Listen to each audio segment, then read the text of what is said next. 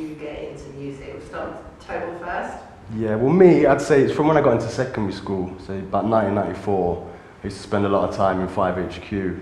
I had a friend, obviously his dad used to work there, T Baron, so I used to go there literally every day after school. I'd literally help out, send me shop. It started off obviously with the small odd jobs, and then slowly I got behind the counter. I was just helping out, just always listening, just to see what was going on with the scene itself. What sort of music was that? It was drum and bass. That was drum and bass was just hitting its peak, I'd say then. You had the rave, the old school, well we say old school now, but the rave those days. But then the drum and bass was just taking through. So I used to help Idris a lot. Yeah, I'd go to the clubs in the day, help set up. And then I was obviously too young to be in the club at night, but I still felt that I'd been part of it by helping out. But I guess as the years got on and as I got older, I started getting more involved with the actual DJing side. Okay, and what about you? I came into it about 1993 through my dad really. Obviously he was a DJ, Daddy Fishhead, so I used to kind of follow him about a bit, watching how he does it and that. I used to go to a lot of his radio shows as well when he used to do Pirate Radio, GCR. And then I got my opportunity on there one time covering a show for him. And yeah, it just went on from there really. Just kind of made a little name for myself and really got into it from that point there. Mm-hmm. Where was the love of the records, the DJing? Where did that come? I think for me it was more from what I was seeing around me. Before I hit secondary school, I used to listen to the commercial pop music. I'd never heard anything really underground, even the hip hop was quite obscure to me. I didn't hear it, but it's literally as soon as I went to 5HQ, it was just like a new avenue I'd seen. I was just hearing all this different music, all these different scenes. I think for me it was more, I can say now looking back, I looked at a lot of the DJs around me as role models, and obviously me, I was only 12, 13, so I used to just listen to them and look up to them a lot. So again, who were they? Black Vinyl Magic, Steve Antonio, Master Safe, T Baron obviously. I'd say DJSS to a point, but he was obviously the main guy behind the shop. He was never really around. It was more, I'd say, T Baron. T Baron played a big part in that. And when did you first pick up the decks? When did you first, because that's, listening to music and actually trying to spin on two decks is totally different. Yeah, well, I bought my first, I got my first pair of sound labs when I was about 13. Because I remember I bought my first vinyl from 5HQ. I took it home, I put it on my hi-fi deck, and obviously I weren't familiar with the pitch. You get the pitch shift which speeds up the tune, and obviously I put the record on, and it just didn't sound right, it sounded really slow, so I took it back to the shop, and I'm saying, something's wrong with it, and he's saying, what are you playing it on? I said, oh, my hi-fi. He's saying, no, you need the actual deck, because I was looking on the Argos website to buy 2 single turntables and a mixer. I'd never really understood the actual concept of mixing, and that's when obviously T Baron actually sat me down and said, no, this is what you've got to do. The pitch is to obviously speed it up to beat match the tunes. And then I guess from there I'd say I really self-taught myself, because I think from the early stages I always thought I was okay at mixing, but when I look back now it was all a learning phase. But I'd say 94, 95 is where I started actually having fun on the decks and just trying to just have a practice and enjoy it. And what about you? Because obviously your dad was already involved in it. Was he playing on two turntables? Yeah, I was fortunate to have all the equipment kind of around me, so I always used to get the opportunity to kind of play on them, and a bit like Total, kind of self-taught myself as well. I think the passion came into it for me like when the whole jungle kind of craze started off. So when that came into it, I started obviously like kind of researching music, learning how to kind of mix, and you know what I mean, really got into it then. And then obviously friends that I was hanging around with and stuff like that, they was really into that kind of scene as well. So I think that's when it all kind of started for me, 93, 94, around about the same times, kind of same times we kind of linked up and stuff as well. So to be fair, the first time I actually DJ'd outside of my bedroom was on Radio with you. Yeah. We used to do the GCR fortunate shows. to have GCR as well as a platform to obviously play and kind of get our name out there and stuff as well. So yeah, it was a good time. What is the difference between how your dad plays to how you play? I mean technically, but was he on two decks? Yeah, it is quite different. I think the way my dad would play is more kind of, I think they entertain the crowd more. There's more mic skills obviously involved. I think what we do is a bit more technical, mixing wise, as he explained, beat matching. It was kind of a new thing, innit? You know what I mean? Yeah. It was kind that of was our main focus, I'd say. The beat matching, not actually talking on the mic. That was something that came a bit later, where I'd say the older generations, they all started with a mic. They were capable to play with one deck and a mic and just speak between the tracks, whereas we were more in a situation, we'd feel probably a bit nervous, so we'd always make sure we had the beat. We could always beat match tunes and just let them flow through. I'd say that's where the change was. Yeah, really. I think so, yeah, definitely. Yeah. Okay, first place you played out? Me, it was Starlight 2001, Carnival 1999. Yeah, so August. And that was because of Steve Antonio. He literally came, he saw me just around near the decks and he says, I've been playing for about an hour, do you want to jump on and use some of my tunes? And I was like, yeah, definitely. And then that was it, really. From there, I think the next month I played at Hysteria. That was at the same club. And I'd say from there, it literally, I think because of Idris as well at 5HQ, he used to, you know, I can be honest now and say he used to put me on a lot of events. You know, I'd get the early set, but I'd enjoy it, I'd look forward to playing, and I'd stay there all night, enjoy taking all the other music as well from the other DJs. Were you old enough to be in there? Not really. I just kept behind the scenes. What about you? Well, I was fortunate because I used to kind of follow my dad about a lot, even though I was quite young. I used to obviously help him set up his sound, and then I would kind of like do the DJing while he was on the mic and that. So more that time he was kind of telling me what to play and stuff like that. So I was kind of just doing all the buttons and dials and stuff, and then he was just kind of on the mic and stuff. My first own kind of booking was like probably doing like youth clubs. It seemed like there's a lot more youth clubs than there is now, but we used to like do a lot of youth club parties. There was a lot of daytimers and stuff as well. So there's times when I kind of used to skywalk school and that. That was Club City, weren't it? Yeah, Club City. I can't remember the names. That was the main one I remember on the Saturday. Yeah, Club City. Where was that?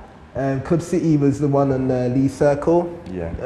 I can't remember what. Now. Yeah, it's not even there. It's apartments now. JD's was it? Then if it was Fusion or something like that, I'm not sure what it's called back in the day. And Tyra then we had Chapel as well. There's a club by Newark. I'm not sure if it was Revolution now, but it was. Yeah, Chapel used to have as well. So we used to do a lot of the daytimers and that. They were like my first kind of bookings and that. But I was still kind of playing R&B, hip hop those days. So where was the move over? From R&B hip hop? To jungle. I think like jungle really took off. I'd say probably in that 95, 96, it really kind of took off for us in Leicester, and that's when we started obviously buying our own records and, you know what I mean, looking for the opportunities to play at events and stuff. Kind of coincided with like Hysteria coming to Leicester. Yeah. So that was a bit later, but you had this Formation Records. They used to have the few events on Starlight. That kind of. So we used to try and sneak into those events, and used to get inspiration from the tape packs as well. That was about. So, you know, we used to get them, and they kind of inspired us. I think before that, we was doing a lot of kind of our own sets. So we used to have a little crew of us. Obviously, me and Total were like the DJs, and there was loads of MCs around us. Used to kind of set up at your house, so sometimes we'd go to Total's house and do sets, or we had another friend's house who used to do sets around there, and that's kind of where it started around them times, around about 95, 96, I'd say. 96, I'd say. I think. Who were the MCs that were? You had like MC Slip, MC Beetle, FB, he's a producer DJ now. Everyone was kind of an MC those days, really. Everyone had like a few lyrics. I think, to be fair, we looked at it more. We were all friends. Yeah. We were just trying to. Yeah, it was just progress on something we enjoyed. It was just that. There was loads of people who was MCing at the time. Like you had obviously likes of Squeeze and that. They was kind of a bit more. You know what I mean? The drum a bit, Killer and Squeeze. Established Killer as well. But yeah, it's just a fun thing, like, you know what I mean? It was just something we enjoyed doing, and we just done. So where did it progress to? Well, from there, it kind of went on to radio. We did the radio thing on GCR. We did the drum and bass. We linked up with like Huggy Bear and stuff as well, and we used to do like a lot of shows like with him, and You know what I mean, there'd be like 20, 30 people in the studio, like, we're all just kind of doing our thing. And then, slowly after that, we kind of got opportunities, obviously. I think for me, I'd say like 98, 99, that was where I seen the crossover from drum and bass to garage. And that was, I mean, it was very soulful garage those times. It weren't the grime, it was very mellow. It was more like the house stuff that they used to play in London. I think, you know, you had the Matt Jam Lamont, Carl Toughen of Brown. You had a few, I think it was a few Leicester people would go to London, they'd come back with tapes. If I remember rightly, it was Emil Heskey. He must have been talking to him, he was in his car and he was playing a tape. And I was like, what's this tape? He's like, yeah, it's Matt Jam Lamont. And he ended up giving me the tape. And obviously this one tape I listened to for weeks on end, just repeating it. And before you knew it, it was like, Leicester did become the gateway to the garage events. We used to have quite a lot of one-off events. And I think for me, I mean, Towergate on St. George's, that was the focal point for the garage era, because that was, I can't think how it started. It was more a one-off event, but then, who was it?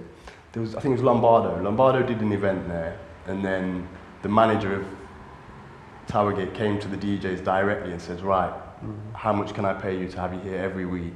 You know, obviously we're going to build it up, so if we can work with a price, it's comfortable, and then we'll see how it goes. And before we knew it, Towergate was on for about good 2 years, I'd say. Before it was when the out of town, it's like I say, it became a really big focal point for garage. So you had people from Nottingham come in, even as far as Manchester, and I think that's when the problems started to cause. But I mean, apart from that, it was new and fresh at the time. So it's like, is this a hype that everyone was just kind of just on at the time? Because I was only kind of DJing as kind of a hobby, really. It was something I really enjoyed, but I never really took it serious. You kind of really got into it at that point. That's when I got into it. I think I turned more into a raver at that point, and it was just at all the events, and it was just an enjoyable period, really. So remembering Towergate, because that was really when things, because I mean, I'm not sure whether you played it. Where was the other place?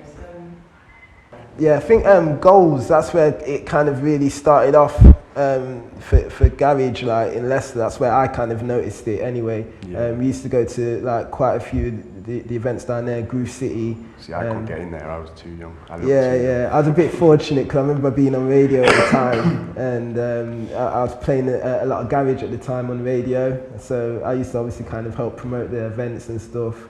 I think it's fortunate to play at some of the events and that, but I was quite young at the time anyway. I think Santi involved you. Santi and that was doing a lot of the events. So that was when it was like a fresh sound. Everyone was still kind of on the jungle thing at that time, and that was like the kind of crossover. I think that was like early '98, probably late '97, early '98. And then that led on to the Towergate times after then. That's when everyone kind of just converted to garage at that point. We used to literally have garage raves every month. You know, 600, 700 people without fail. It's always good vibes. You know, these are the times me personally, I used to go to school. I used to be raving at the weekend, DJing at the weekend, back to school on the Monday. You know, I look back now and I just madness, but it was a good time, I can't lie. Right, from there, tell me about the clubs, what was happening, because there's obviously the change in the music. How was that affecting what was happening, and from your perspective? It was weird because urban music wasn't commercial, was it? So it's still kind of underground at the time. So the music was restricted to only a few clubs. To be fair, like the drum and bass, that was just the underground clubs. You wouldn't go into town and hear drum and bass on a Friday night, Saturday night. But the garage was the same in the sense that it was underground. But because of the success the garage was having, we had a lot of singles being released into the charts, which then in a sense gave DJs a chance to play some of the underground music in more the commercial clubs.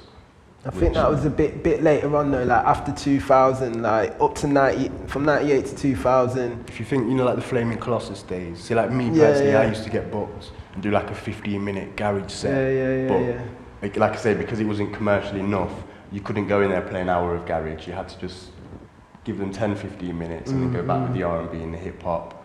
That was, see, like the days of like Flaming Colossus, where this is when they started to mix up the DJs. You'd have the garage DJs, you know, me and Lombardo, and you'd have, you know, your foreplay, Saquii one.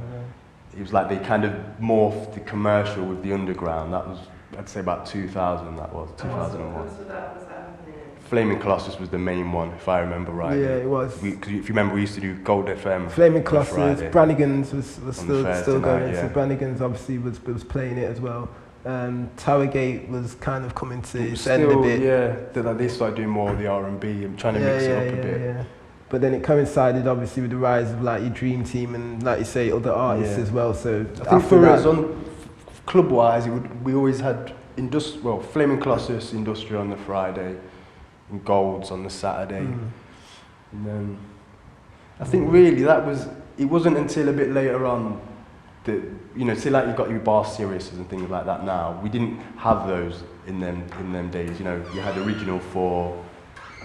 Every club was for select people. So one thing that I kind of, at that period in time, there was a lot of problems that was happening within the clubs, with the people coming into the clubs and I think again that was a combination of the underground meeting the commercial in the clubs. So you'd have your people who just want to go out, have a few drinks and go home, but you started to get the hardcore ravers coming in, and to be fair, the garage did bring a moodier side, a moodier crowd. So it could happen anyway. You get so many people in one place.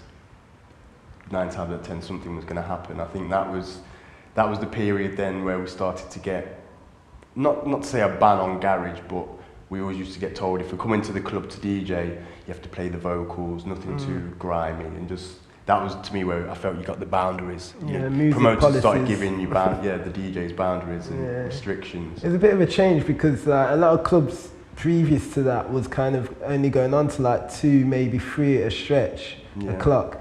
But then obviously when like Jungle and Garage kind of came in, that's when the rave started kind of going on till 6, and it is different type of clubbing sort of thing. You know what I mean? That's you just the typical people that go out on a Friday night, Saturday night. They've been at work, they'd have a few drinks, have a little dance, and go home. Whereas it was like a whole new kind of clubbing scene. They were out from 10, 11. They wanted to stay out till 6, 7, and even when that finished, they didn't want to go home. They're still look for somewhere to party. And the problem you obviously have with alcohol is trouble.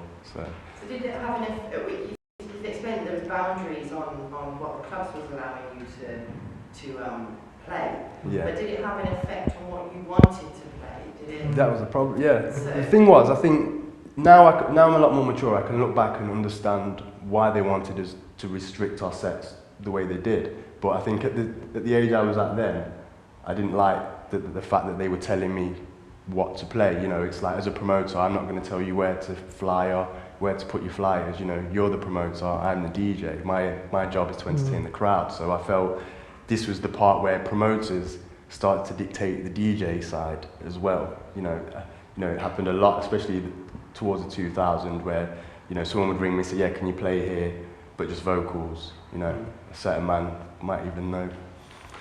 He said that to me himself, ain't it? But there's always vocals, nothing too hard. I had a bit of a reputation coming from Highfields that I bring the bad crowd, so if I play vocally, it keeps the trouble away. But tell me about the promoters that was doing stuff at that point. Well, to be honest, when I was in 5HQ, I think, especially towards 2000, I reached a point where I was kind of the main man in the shop. Idris kind of left, I had the keys, I used to open up, close up. And as far as bookings kind of went, it was the same with Too Funky, to be fair, where we were like the main shop, and if any promoters were coming to Leicester to do an event, they wanted our DJs. They wanted to come to us and ask us what we thought. So we always had a step in to be always involved in the events. And is that the... To be honest, around that period there, I wasn't really DJing as much around that period. Again, I was more kind of on the raver side, if you know what I mean. I always kind of maintained my radio show. We used to do a radio show together. I think it switched from GCR to Gold FM at that period. So I've always been there and involved in the music and so much, but I wasn't kind of... I think you weren't as hungry at that point. I wasn't really pushing the DJ side. I was more intrigued with like going out to the raves. So as a party, what was it like for you? yeah, it was a wicked time, do you know what I mean? It was just, we was going to different cities. You was obviously getting the opportunity to play out in different cities, so I was kind of travelling here, there and wherever. Yeah, it was an exciting time, and the music was fresh, and yeah, it was just a really good time from what I can remember, if I compare to now especially. There's an argument there, because I think when we got to the early 2000s, I think I could notice a bit of a decline from there. It had its high point since, but I don't think it ever reached the heights of like the late 90s, 99, 2000. I think music on a whole got more aggressive. Even down to your hip hop. You listen to some of the classic hip hop. It's real. Not, I wouldn't say basic lyrics, but simple and effective. Whereas they just started getting a bit more aggressive, talking about certain stuff they shouldn't be. Same with the garage. The garage went a lot harder. You had more MCs on it. It wasn't the vocalists. And then, in my eyes, it was like, you had fewer vocalists coming out, singers. It was more, everyone wanted to be a rapper. A combination in my eyes was the software, the music production. When I was in 5HQ, you had a few producers in the studios there, and they'd spent thousands of pounds on hardware equipment to be a good producer. And then suddenly you had laptop programs coming out that were you can download for free, and you've got all the software, audio software on your computer, and it was like anybody could then become a producer. So anyone was then making tunes, anyone was being a singer, anyone was rapping, and I think the quality just... Yeah, you noticed the levels, the quality levels kind of dipped as we went into like the mid-2000s and that. So I think that definitely had a massive effect on the scene as well. But I think like obviously society changed as well, so that I think had a massive impact in like the last decade as well. I mean, we came from a time where like as a DJ, you was kind of like an educator towards the crowd, like, do you know what I mean? Like nowadays, like a lot of people can resource their own music, and you know what I mean, it is a different time, do you know what I mean? It just seems like society is a lot different. There wasn't a lot to do back in the day apart from going out, and you know what I mean, if you wanted to hear music, you had to go to a club to listen to music. Whereas now, do you know what I mean? You can sit at home and listen to the best music. It's before totally this was like, say, the DJs back then with the educators, the record shops, you used to pile up in the shops just to hear what the DJs in the shops are playing. The same with going out at the weekend, is because you wanted to hear new music, whereas now, it's been like this for a fair few years. You've got a combination, in my eyes, it's a combination of your drinks licenses. People can buy drinks from the shop now. They don't have to be out in a club, to get the drinks. A lot of people don't need to be out, The reasons for change, the reasons for going out, in my eyes now, have changed. It's more to socialise and be out there than to actually listen to music or have a dance, because, like I say, a lot of people now, they're having house parties, bringing their own drinks. It's totally different, and obviously we was fortunate to obviously kind of see the whole change coming in at the time that we did. So going back to kind of the actual DJ and the music side, what were the clubs for you? What were the main clubs that you enjoyed playing out or enjoyed partying at, and the reasons why? The one that sticks out for me has to be Towergate, just because it wasn't even the club was nothing special, but it was the vibe, It's, considering that everyone was from Leicester, it was like everybody just came together, everyone wanted to have a good time, I'd be dancing with girls, and it didn't mean that we're trying to get anywhere with them. It was literally just a bit of fun, having a dance, having a good time, and then we're going home. I think that for me was the peak. You had like Marcus Garvey in Nottingham. We used to go there a couple every now and then, but again... Towergate was definitely a high point. Just before that, you had Juice, which was the old Puna now. I'm not sure if the club was called Juice or the night was called Juice. No, the club was called Juice. But that was just before Towergate, so that was kind of obviously leading up to Towergate, but that was a really good time as well. Golds, obviously, as we mentioned before, some really good nights down there, and then Starlight, obviously, for us, like some of the most memorable nights happened at Starlight as well. Brannigan's, obviously, that was more of a weekly thing, but at one point, I think we kind of came in towards the end of Brannigan's and stuff, but you know what I mean, we was quite young, obviously, going in there and stuff, but Brannigan's was really like like something good at the time. That was like the end of the Brannigans era. I think we was getting into more the end of it, but obviously that was a good time as well. But the thing is that period there, urban music was kind of restricted to like a few clubs, wasn't it? So it's like, do you know what I mean? We, at that time, we wasn't really going to many clubs to listen to what we wanted to hear. But it's obviously good nowadays. Like, you know what I mean? Urban music's literally everywhere. So. In fact, because I remember Lombardo, he used to do coach trips because he used to get a few bookings in London. So we'd take a coach from Leicester, and we always used to just go down to like Hippodrome, Leicester Square, even like Temple in Tottenham. So you just mentioned that music is all over now. Do you see that as a good thing? It's hard to say. No, it has its advantages and disadvantages. Because I think I don't know, for those at the top of the pyramid it's a good thing, I think, but I don't know, at the bottom of the pyramid I don't know. Because it's so out there, it's opened the doors for more. A lot of people have now wanted to become DJs just because they think it seems something to be part of. They're not actually in it for the right reasons in my eyes, you know. Like me, for example, as much as I love getting paid for DJing, I would happily stand behind decks all day and mix music just for fun, just to see people dancing and enjoying themselves. That's the buzz I get, you know. It's not about the money, it's not about the little perks of the job. You're both, because you've come from obviously your father, watching your father, and you've come from T Baron. So it's that technical side of the DJ. Do you think that is, because especially moving forward, like everybody once thinks they can DJ, not many people actually understand that technical side. Yeah, I think looking back now, it's something that you can't learn. You know, I've learned this myself from doing DJ workshops and trying to teach children to mix. You can teach somebody to mix, you can teach them the basics, but inside them, they've got to have rhythm. They have to have understanding of music, you know. I've done workshops where some people struggle to clap in time with a tune, you know, and that's, to me, you know, that's the foundations of being a DJ. That's not something you can be taught. That's just something that you either have or don't.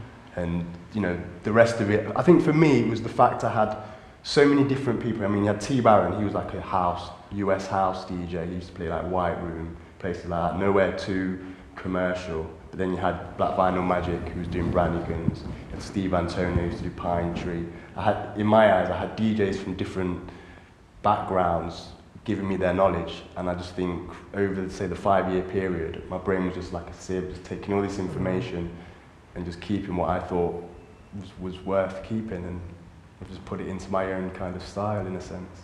I think DJing's changed a lot, like what's required from a DJ and stuff nowadays, you know what I mean? There's a lot of commitment that kind of went into it when we first started off, you know what I mean? It's like, obviously you had to have the decks and stuff like that, learn the art of DJing, you know what I mean, which is not something that you could just learn overnight like DJs who kind of jump into the scene now do. Obviously you have to have a lot of commitment in terms of buying records as well, you know what I mean? It's easy to get music nowadays, like downloading, sharing files, etc. You have to build your collection, or probably know somebody with a collection you could use or something, you know what I mean? You have to, we'd spend like £20 a week or something, pocket money, all on like, you know what I mean, records and stuff like that. So there's a lot that went into it now. But yeah, the levels kind of dipped comparing then to now, you know what I mean? And with technology as well, you know, it's got its advantages and disadvantages, you know what I mean? It kind of makes DJs kind of really lazy in terms of DJing. It's allowed anybody to become a DJ. You could go home now and say, you know what, I want to be a DJ. I'm going to download loads of R&B, loads of hip hop, loads of garage. I'm going to get a mixing program. Right, I'm a DJ. That's it. Plug your laptop in and go. Whereas then it's not something that any Joe Blogs would just think to go and do DJing. So obviously I think that's just affected the scene a lot. You know what I mean? 'Cause it's brought down the quality of what you hear in venues and stuff as well. So moving on from the 90s into the 2000s, what happened for you both there? For me, that's when I got really onto the garage, the grime. That's when the grime started to take off. I'd say 2001, 2002. I started getting bookings in Amsterdam. I went there a few times. I was quite young, so I used to get a couple of bookings and not go. I think I went to Amsterdam twice. I was meant to go the following time and just it was too close to the last time. I was only 17, so I said, enough's enough. I've been once already, like the month before. But I think I used to get a lot of bookings, like Nottingham, Birmingham.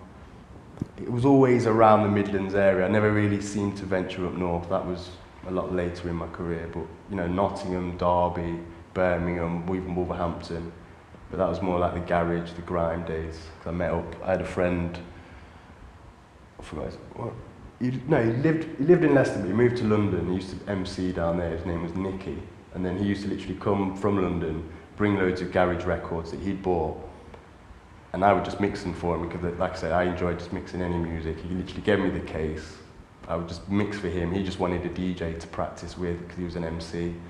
And before we knew it, I think what helped was because I was very humble. I just liked to just keep quiet and mix the tunes, whereas Nicky, he liked to get out there. He used to, you know, he wanted to talk to promoters. He wanted to be like, you know, why aren't you booking me? You should book us. We're good with this, with that.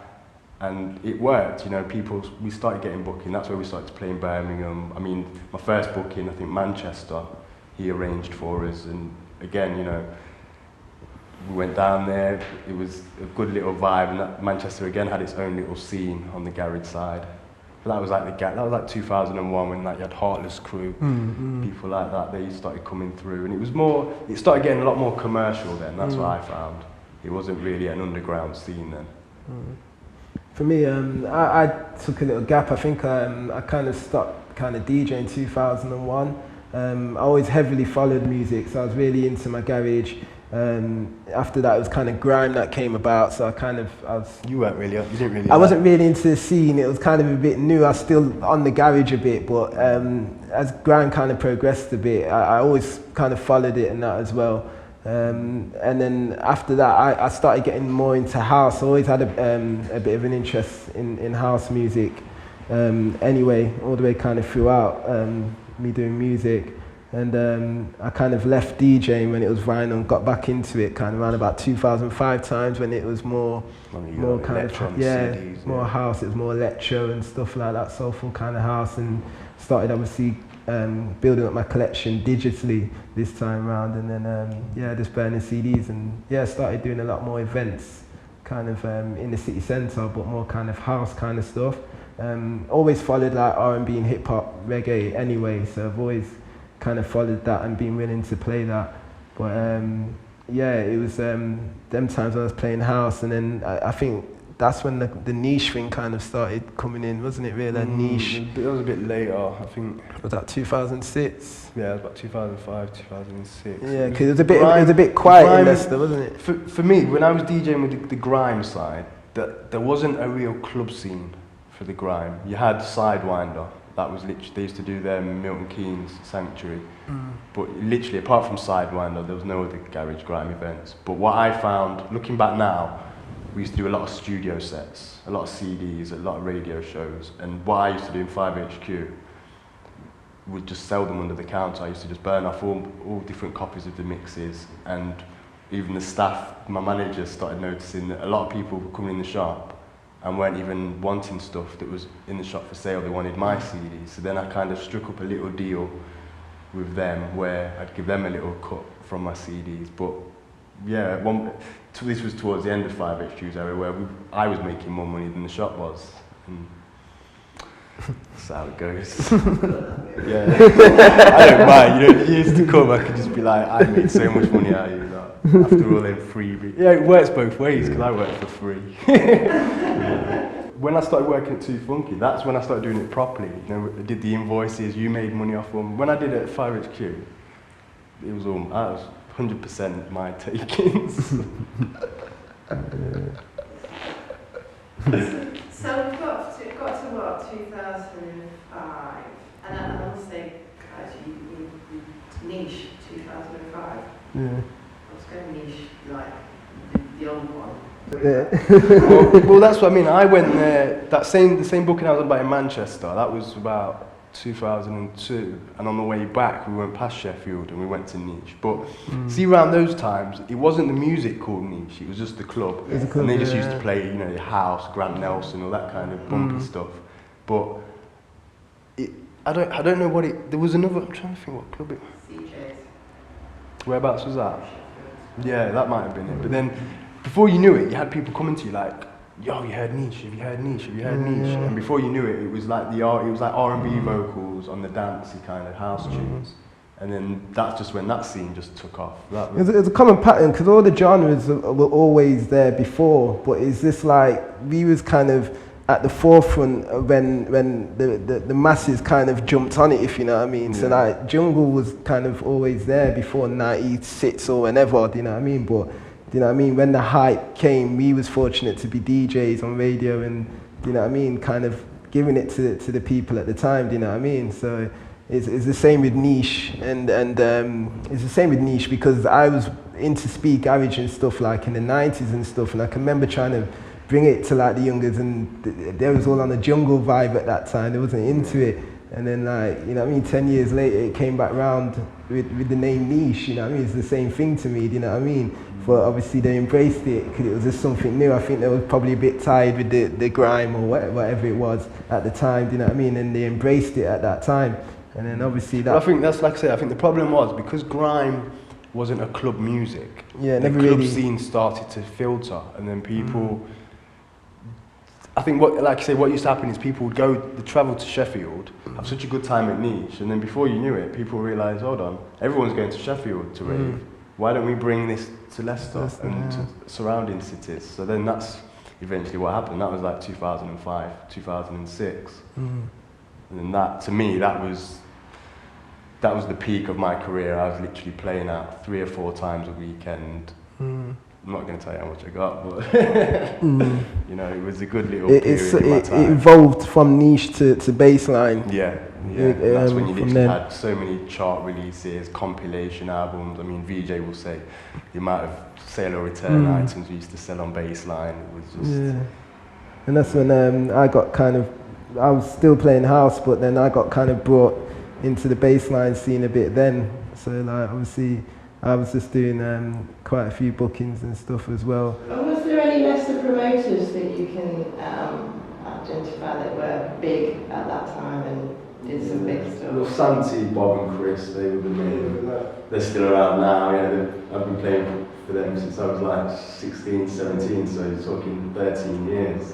And then obviously you got the likes of Addis and P, they was doing Lose Control.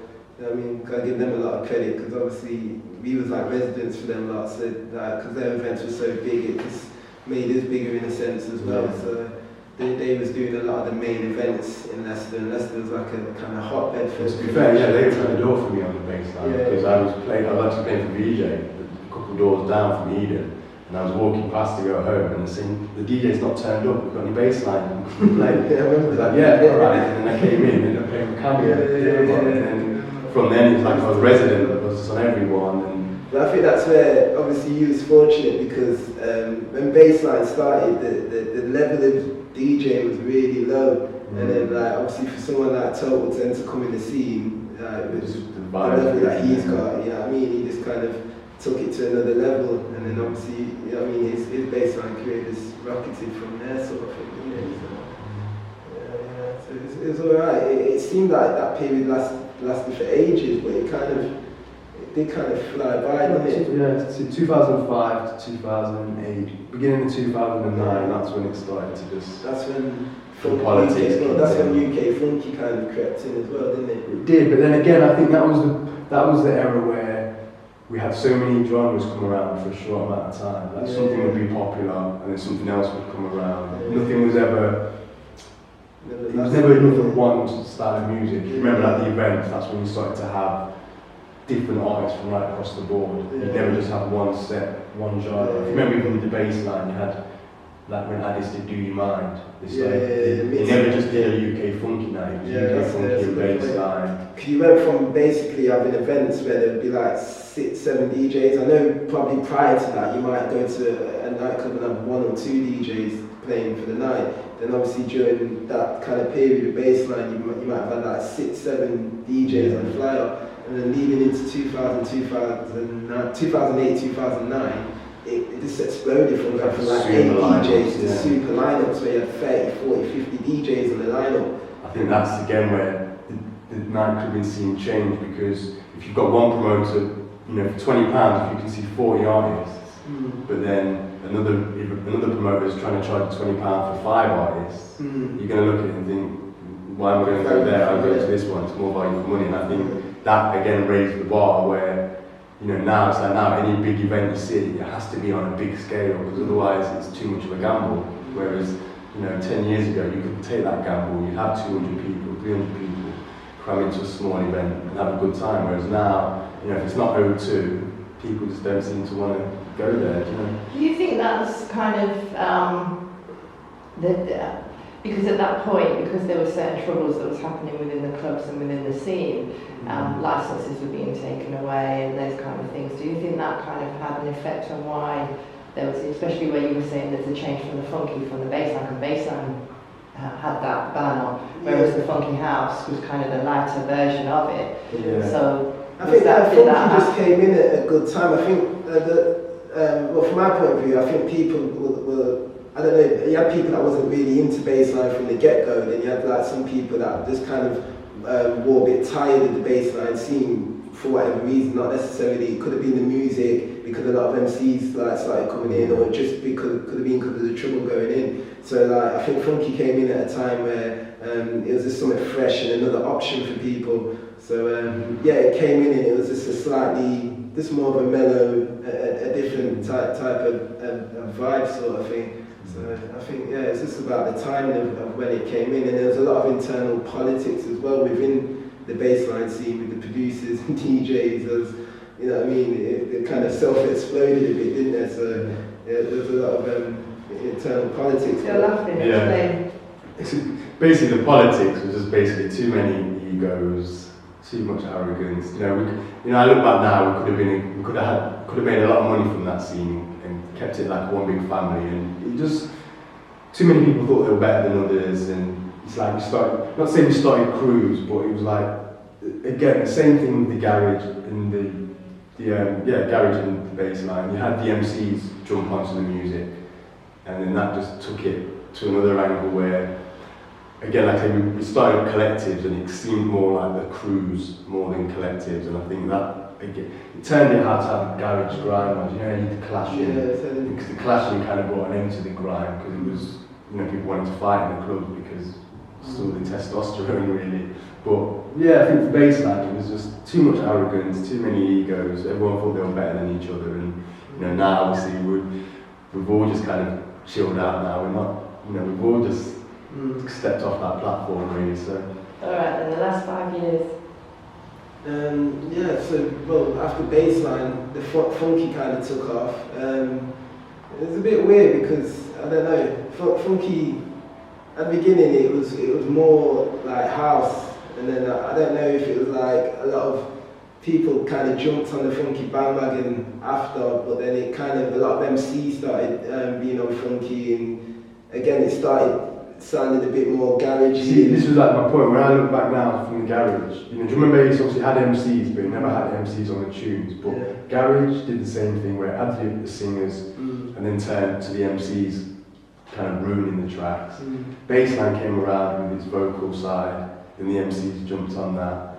Funky came around, and then the MCs jumped on that, where he had like the nursery rhyme song. You know, people kept saying, what? This is rubbish, you know. And it's like, once the MCs are on it, then it's just, it's like ticking time on it. It's yeah. a matter of time before it kind of, it nosedives. But I don't know, funky ended a bit differently. It was weird. But that's my point. I feel is that when funky came around, this was the start of a scene where not much music had longevity. It was just short, you know, like gigs would come around, you'd have a tune out, people would go mad over this one tune, then somebody else would release a tune. It was a completely different genre, and then everyone was all on that. And it's just, I mean, even now, you know, you couldn't say one genre. Apart from say house, obviously, a lot of people get into the house, but it's like Afrobeats. You know, some people loving Afrobeats, some people, you know, on the bashment still like the garage, the grimier side. But it's like now it just seems each scene has a bit of everything, and like me as a DJ, I can't tell you the last time I went out and played one style of music. You know, I'm going out and I've got a bit of everything in my case now. That's just how we seem to work nowadays as a DJ. We have a bit of everything just in case, you know. Does that remind you of your dance time? Yeah. That's how I feel fortunate, obviously, learning kind of valuable lessons from my dad, like coming up as a DJ, like, you know what I mean? So versatility. Yeah, it's just like entertaining the crowd and, you know what I mean, stuff like that. So I've never kind of like restricted myself to kind of one genre. I've always like tried to kind of obviously want to play everything. I was well into the funky scene at the time, you know what I mean? It took me on a little journey and that, and I was doing a lot of CDs and fortunate to go down the country and do a lot of bookings and that. Again, with the bassline scene, the funky scene seemed like it was there for ages, but when you're looking back to it, it was like a year or two. The funky scene wasn't really there that long. And then, I don't know, after the funky scene, it was like we kind of went back to basics in a way. Dubstep tried to come in, but it didn't really take off in Leicester. I know it was big elsewhere in the country, but dubstep never really popped off in Leicester. But then, after funky, it's like we went back to basics. It was like bashment, hip hop, R&B, just exploded. Good point, actually. If you remember, like your funky CDs, you started bringing in more, not the dubstep, but like the bass, electronic. Yeah, it's going towards that way, wasn't it? Yeah. But they never really took to it. I think it was just it's the same urban crowd that we talk about that we've been on the journey with for like the past 15 years. They never really took to that kind of dubstep sound. And then, like I said, bashment, hip hop, R&B, it just kind of exploded again. You know what I mean? And then that's kind of where I've personally been at, like, for the past few years. I've played all types of genres, but the bashment and that's just took off, and then obviously the last year or so, everyone's just been into the house thing. And I think everyone, I don't know, everyone's always got that hunger for dance music at some point. There's always like so much R&B and bashment and dance that you can take, but then, you know what I mean, it's like raving side always seems to come out in people, and they always want that next dance genre, whatever it's going to be, to come through. Crazy. So we've only got a couple of minutes left. Where are you now? I'm on the house. House. No.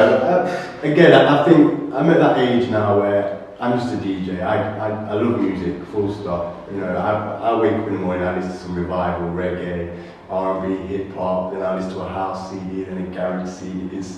There's not one thing I love, I just love music. But, you know, it's like if you rang me and said, can you play at a party? I want you to play 70s and 80s and a bit of commercial, 90s R&B. Yeah, fine, I'll be there. If you rang me and said, can you do a bassline set? Can you do a garage set for 98? Yeah, I'll do that. You know, whatever you want, I can do it. And it's more of the versatility, and I'm at a stage where I'm comfortable with what I play. I've got the knowledge, you know. Like how you said, even though you've always been into R&B and hip hop, that was something that came to me later. I've had to educate myself, even with the revival and the reggae. It's all stuff I've had to educate on, you know, later on in life. It's not something that's come from jump, but yeah, it's just a learning curve. I'm still learning, still educating myself. I just like I said, I just get enjoyment out of obviously making people dance, you know what I mean, as a DJ, whatever music it is. I've been playing a lot of R&B, hip hop recently, always been into house as well, so I think I'll always play that anyway. But it's just entertaining the people, so whatever they want to hear, it's just playing that basically.